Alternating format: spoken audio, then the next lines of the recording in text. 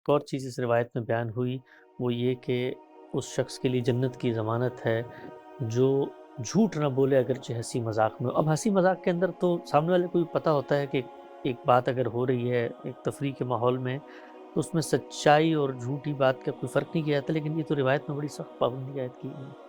असल में ये सद्द ज़रिया की चीज़ है, यानी झूठ बोलने की आदत पड़ जाए तो फिर इंसान सिर्फ़ हँसी मज़ाक के मौक़ों पर नहीं बल्कि संजीदा मौके पर भी झूठ बोलता है। तो इंसान इस मामले में जितना अपने आप को महफूज रख सके उतना ही बेहतर है। वो झूठ जिस पर मुआखज़ा हो जाएगा वो तो धोखे देने वाला है। यानी जब आप किसी को फ़रेब देना चाहते हैं, कोई मकसद हासिल करना चाहते हैं, अपने लिए कोई जज़्बाती मकसद ही हासिल करने के लिए झूठ बोलते हैं, तो ये चीज़ तो अल्लाह के यहाँ मसूल ठहरा देगी। लेकिन हँसी मज़ाक में भी अगर झूठ बोलने की आदत पड़ जाए तो इस तरह के शख़्स से फिर ये तवक्को नहीं की जा सकती कि वो किसी संजीदा मौके पर झूठ बोलेगा या धोखा देगा।